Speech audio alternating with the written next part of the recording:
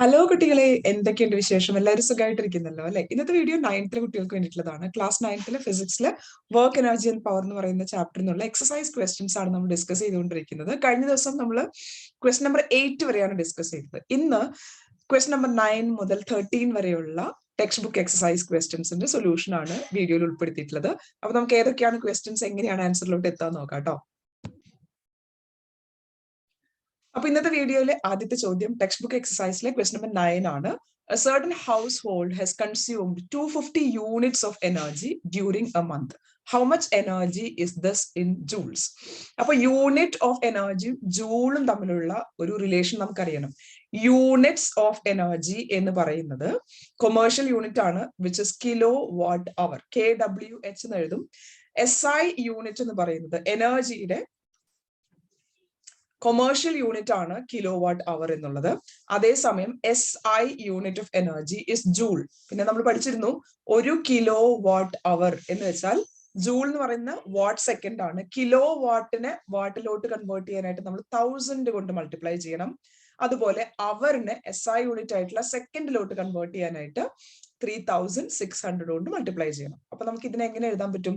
3.6 into 10⁻⁶ joules എന്ന് എഴുതാം, which is 1 kilowatt hour. ഇതിനെ തന്നെയാണ് 1 യൂണിറ്റ് ഓഫ് എനർജി എന്നും കൂടെ പറയുന്നത്. അപ്പോൾ ആദ്യം മനസ്സിലാക്കേണ്ട കാര്യം, കിലോ വാട്ട് അവർ എന്ന് പറയുന്നതാണ് യൂണിറ്റ്സ് ഓഫ് എനർജി എന്ന് എഴുതിയാൽ മീനിങ്. ഒരു കിലോ വാട്ട് അവറിനെ SI യൂണിറ്റിലോട്ട് കൺവേർട്ട് ചെയ്യുന്നത് ഇങ്ങനെയാണ്. കിലോ വാട്ടിനെ വാട്ടിലോട്ട് കൺവേർട്ട് ചെയ്യാൻ 1000 കൊണ്ട് മൾട്ടിപ്ലൈ ചെയ്യാം.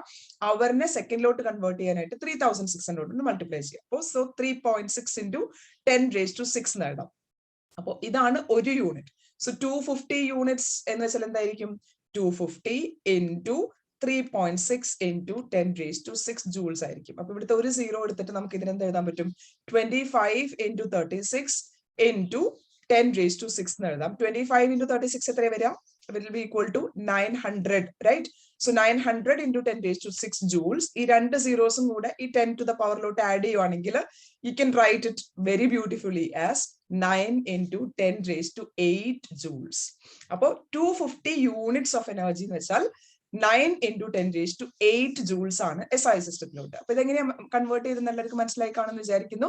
ക്വസ്റ്റ്യൻ നമ്പർ 10 നോക്കാം.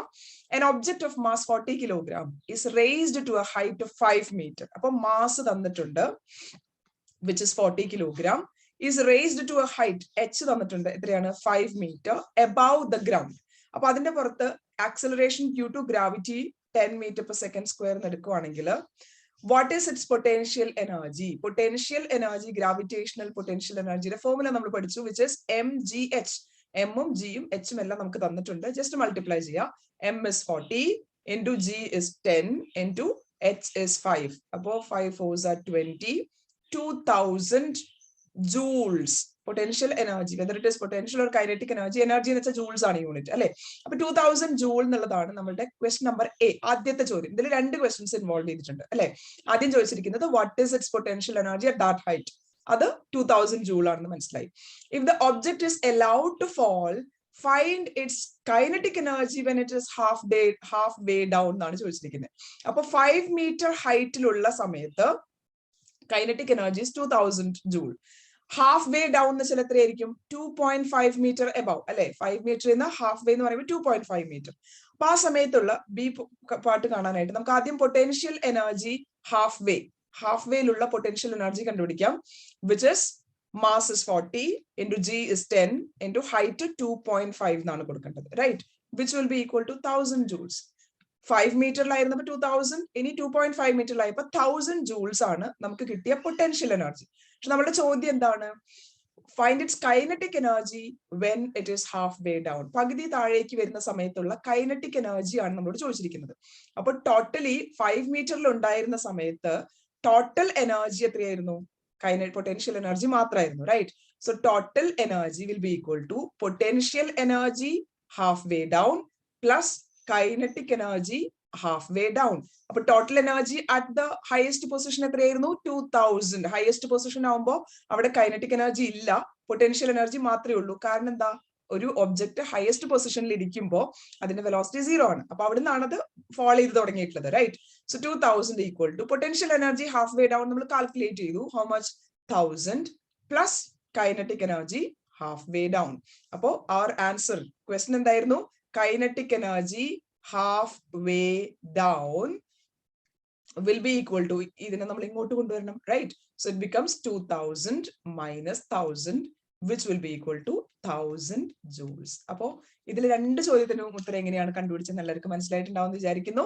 നമ്മുടെ എക്സസൈസ് ക്വസ്റ്റ്യൻ നമ്പർ 11 എന്താണെന്ന് നോക്കാം. Certain force act on a 20 kilogram mass changes its velocity from 5 meter per second to 2 meter per second. Calculate the work done by the force. നമ്മൾ ചെയ്ത question ആണെന്ന് തോന്നുന്നു അല്ലേ? Okay, anyways എന്താ തന്നിരിക്കുന്നത്? Mass m is equal to 20 kilogram തന്നിട്ടുണ്ട്. Velocity, initial velocity is 5 meter per second and final velocity is 2 meter per second. Work done കണ്ടുപിടിക്കാനായിട്ട് എന്താ? Change in kinetic energy half into m into v square minus u square which is equal to half into mass എത്രയാണ്? 20 into v is 2, 2 into square is 4 minus u is 5, 5 into square 25 which will be equal to half ഉം 20 ഉം cut ആയിട്ട് 10 എഴുതാം. 4 minus 25 is minus 21. So 10 into minus 21 which is equal to minus 210 joules. ഇത് നമ്മൾ ചെയ്ത question ആണെന്നാണ് എൻ്റെ ഓർമ്മ.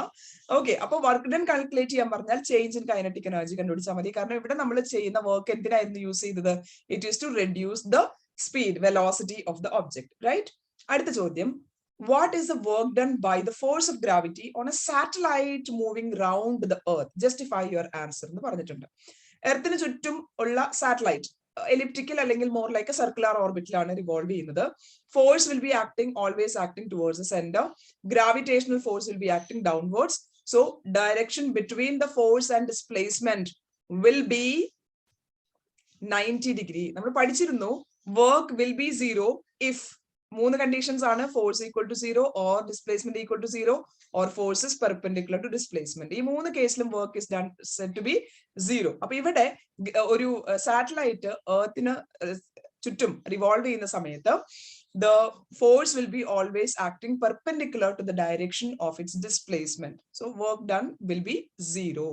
അടുത്ത ചോദ്യം, can there be displacement of an object in the absence of any force acting on it? Think, discuss this question with your friends and teacher എന്നാണ് നമ്മുടെ ടെക്സ്റ്റ് ബുക്കിൽ എഴുതിയിരിക്കുന്നത്. അപ്പൊ നിങ്ങളൊന്ന് തിങ്ക് ചെയ്ത് നോക്കൂ. ഫോഴ്സ് ഒന്നും ആക്ട് ചെയ്യുന്നില്ലെങ്കിൽ can there be a displacement? ഇതാണ് ചോദ്യം. ഓക്കെ, നമ്മൾ ന്യൂട്ടൺസ് സെക്കൻഡ് ലോ പഠിച്ചിരുന്നു, അതുപോലെ Newton's first law of motion പഠിച്ചിരുന്നു. Newton's first law of motion എന്താ പറയുന്നത്?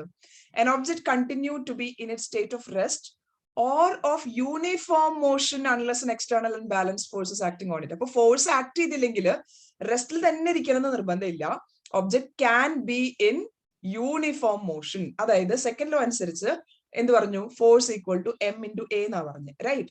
Which means if force equal to zero, which implies what? Acceleration equal to zero. Mass zero ആവാൻ പറ്റില്ല. ഫോഴ്സ് ഇല്ല എന്നുണ്ടെങ്കിൽ there is no acceleration. Acceleration zero എന്ന് വെച്ചാൽ എന്താ? V is constant. കോൺസ്റ്റന്റ് വെലോസിറ്റിയിൽ ഒരു വസ്തുവിനെ മൂവ് ചെയ്യാനായിട്ട് there is no requirement of any force. അപ്പൊ ഫോഴ്സ് ഇല്ലെങ്കിലും ഒന്നുകിൽ ആ വസ്തു റെസ്റ്റിലായിരിക്കും, അപ്പൊ ഡിസ്പ്ലേസ്മെന്റ് ഉണ്ടാവില്ല. അല്ലെങ്കിൽ ആ വസ്തു can move with constant velocity. Constant വെലോസിറ്റിയിൽ മൂവ് ചെയ്യുന്നുണ്ടെങ്കിൽ there can be a displacement, right? അപ്പൊ ഫോഴ്സ് ഇല്ല, in the absence of a force, which doesn't mean that there is no displacement. It can be having a displacement, right? കാരണം force act ചെയ്യുന്നില്ലെങ്കിൽ, which implies that acceleration is zero. Acceleration zero means constant velocity. The net force acting on it is zero, but there is a displacement along with the motion of the object. Constant velocity il avasthunu move cheyan pattum, so it can have a displacement even without a force nalladana idinte uttarayittu varunna ട്ടോ. ഇനി ഈ വീഡിയോയിൽ നമ്മൾ ഉൾപ്പെടുത്തിയിട്ടുള്ള അവസാനത്തെ ചോദ്യം ഇതാണ്. A person holds a bundle of hay over his head for 30 minutes and gets tired. He has done some work or not? Justify your answer. ഒരു വലിയൊരു കെട്ട് ഹേ എടുത്ത് തലയിൽ വെച്ച് 30 മിനിറ്റ് ആ നിപ്പങ്ങ് നിൽക്കുവാണ് കേട്ടോ. അപ്പൊ force is acting, right? Because the he will be having a gravitational force, mg weight of the hay will be there downwards. We need to apply a force to overcome the gravity. അതുകൊണ്ടാണ് നമുക്ക് അതിനെ തലയിൽ ഇങ്ങനെ താങ്ങി നിർത്താൻ പറ്റുന്നത്. അല്ലാന്നുണ്ടെങ്കിൽ നമ്മൾ ആ ഫോഴ്സ് അപ്ലൈ ചെയ്തില്ലെങ്കിൽ തലേന്ന് ആ ഹേ താഴേക്ക് വരും ഡ്യൂ ടു ഗ്രാവിറ്റേഷണൽ ഫോഴ്സ്. അപ്പൊ 30 മിനിറ്റ് നമ്മൾ ഇതിനെ ഇങ്ങനെ താങ്ങി പിടിച്ച് ഫോഴ്സ് ഒക്കെ അപ്ലൈ ചെയ്ത് നിന്നു means what? Displacement is zero. ഇവിടെ യാതൊരു തരത്തിലുള്ള മൂവ്മെന്റ് സംഭവിച്ചിട്ടില്ല. അപ്പൊ നമ്മൾ പഠിച്ചത് എന്താണ്? വർക്ക് എപ്പോഴൊക്കെയാണ് സീറോ വന്നത്? If force equal to zero or if displacement equal to zero, if force is perpendicular displacement, right? അപ്പൊ ഇവിടെ displacement is zero, there is no displacement, so work is definitely going to be zero. പുള്ളി tired ഒക്കെ ആവുന്നുണ്ടെങ്കിലും work ചെയ്തിട്ടുണ്ട് എന്ന് നമുക്ക് physics അനുസരിച്ച് പറയാൻ പറ്റില്ല. He has applied some force in order to overcome gravitational force, but he did not do any work as there is no displacement. അപ്പോൾ ഇന്ന് ഡിസ്കസ് ചെയ്ത എല്ലാ ക്വസ്റ്റ്യൻസും എല്ലാവർക്കും കൃത്യമായിട്ട് മനസ്സിലായിട്ടുണ്ടാവും എന്ന് വിചാരിക്കുന്നു. ഡൗട്ട്സ് എന്തെങ്കിലും ഉണ്ടെങ്കിൽ കമന്റ് ചെയ്യൂ കേട്ടോ. Thank you for watching. Have a wonderful day to all of U.